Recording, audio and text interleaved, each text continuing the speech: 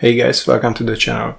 So for today my planned video was the next part of that DIY security system series, but unfortunately things came up like the only working satellite unit or surveillance unit prototype dying on me just like literally minutes ago, and also I'm still awaiting some parts from China, and there's a lot of editing work going on because and the next part involves a lot of code and a lot of recording from my screen. So I decided to put that whole thing aside and instead just do something different tonight.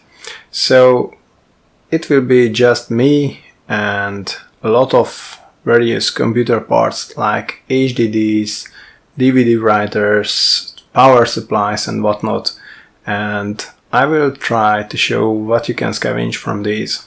So you have probably seen this type of videos, but basically every model is a little bit different, and since I have this stuff lying around for like ages, I decided that okay, let's take a look inside, let's see what we can scavenge from these.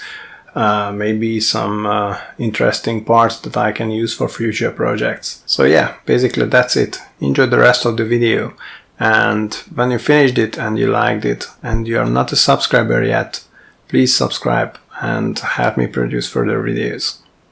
See you next time.